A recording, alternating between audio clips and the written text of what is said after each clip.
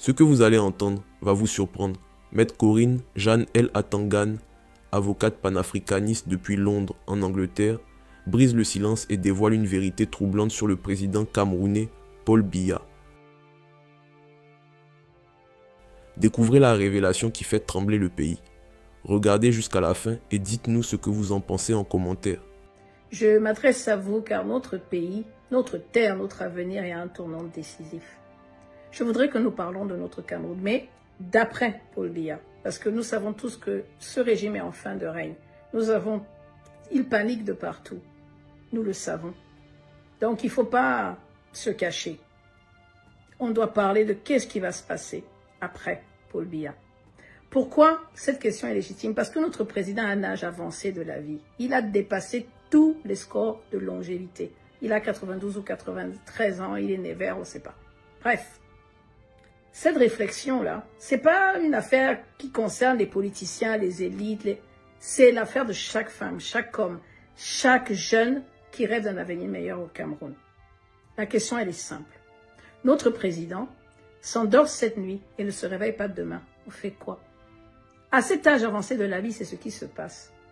On va dormir, on ne se réveille pas le lendemain. On fait quoi? Cette question est légitime. Qu'est-ce qui va se passer? Nous savons très bien que son Excellence Abdoulaye Boubakari, qui est vice-président du Sénat, est en poste pour ça. Le célèbre Lamido de Ribouba. Il va organiser des élections vite fait, bien fait. On va nous imposer quelqu'un. D'ailleurs, Franck Biya semble être bien préparé. On l'a déjà présenté chez les Bamoun, on l'a déjà présenté dans le Nord, on a vu les enveloppes passent, bref. Si ce n'est pas lui, c'est Ngongo. On fait quoi? Mes frères camerounais, vous avez dit, on va aller aux élections. Sortez les listes électorales. Rien. On a dit, les membres de la diaspora, on devait faciliter l'inscription pour que nous aussi, nous puissions voter. Rien. Pendant que vous êtes en train de vous agiter, vous montez, vous descendez, on vous dit qu'on va taper vos chefs, vos leaders nationaux, on va les mettre en prison. Vous avez fait quoi? On a fait quoi? Rien. Et vous croyez que c'est quand on va nous imposer un président que nous allons faire quelque chose? Je suis inquiète. Je voudrais que nous nous posions cette question, elle est légitime, très légitime. Regardons la réalité en face. Sommes-nous d'accord que le régime en place est une dictature? Sommes-nous d'accord que les Camerounais souffrent entre les mains de ce régime? Sommes-nous d'accord que notre économie est à genoux, dépendance à l'euro, tandis que nos mamans crient et n'ont même pas d'aide sociale? Sommes-nous d'accord que dans la capitale de Yaoundé au XXIe siècle, on a encore des quartiers sans eau potable? Que la richesse de notre pays est accaparée entre les mains d'une petite élite qui se moque éperdument de notre sort? Que nos dispensaires n'ont même pas de seringues, certains d'entre eux. Mes frères, on a vu il y a quelques jours des Camerounais dans l'extrême nord. On ne peut pas se désolidariser de nos frères Wadjo. En train de tuer. Papa et maman, des familles entières se cachent dans les villages parce qu'ils ont peur. Et alors que nos ministres doivent venir faire la queue pour aller dans leur CRTV national, nous faire le bilan de leur travail, le bilan de ce qu'ils ont fait avant et après, que nous sachions qui, dans ce membre du gouvernement, peut prendre la relève. On nous menace. Mes frères et sœurs, je pense qu'il faut que je vous dise à quel point ce régime est responsable, clairement responsable, les dirigeants du Cameroun qui ont trahi notre confiance, qui ont mal géré nos ressources, qui ont institutionnalisé la corruption, je dirais même la prostitution, qui ont militarisé au lieu de prôner l'inclusion au Cameroun. Nos besoins primaires basiques ont été ignorés. Le peuple camerounais a été méprisé.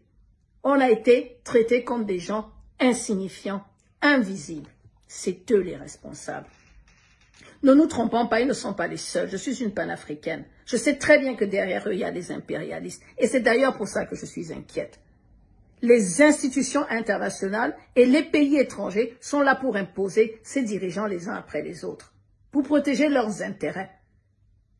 Je suis tombée hier encore sur une conférence qui date de 2004, où je vois comment les Américains s'étaient assis pour parler de leurs intérêts dans le golfe du Guinée. Le golfe de Guinée, c'est le Cameroun, l'Angola, le Nigeria, le Congo, parce que c'est hyper important pour eux. Ils appellent ça leur sécurité énergétique et la nôtre. Ce n'est pas les membres du gouvernement qui comprennent les enjeux panafricains du XXIe siècle. Ils ne sont pas connectés, ils sont déconnectés des réalités de nos jours. Je dis bien qu'ils sont déconnectés. Je repose la question et je vous laisse y réfléchir pour qu'on y trouve des solutions ensemble. Nous avons accepté l'inacceptable. Notre président Paul Biya ne se réveille pas demain, que fait-on? Moi, je ferme les yeux et j'imagine qu'il n'est plus.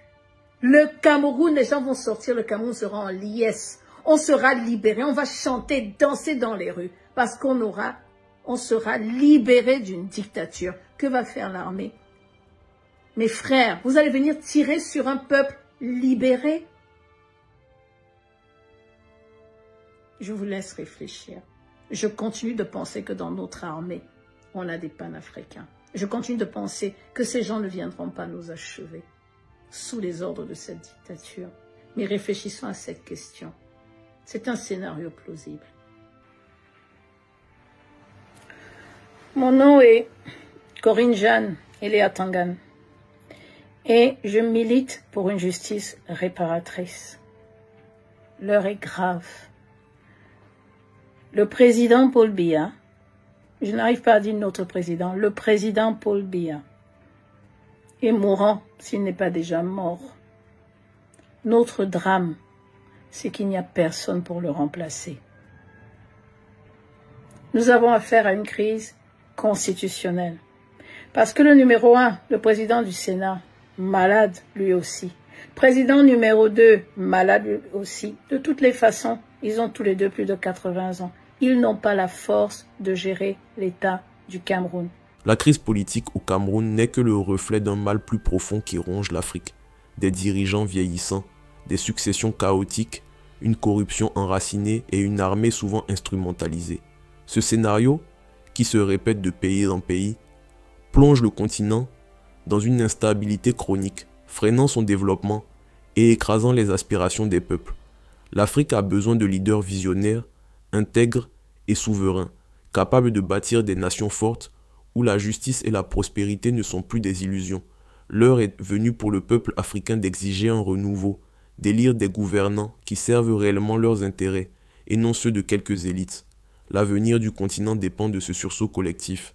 L'Afrique ne doit plus subir, elle doit choisir son destin.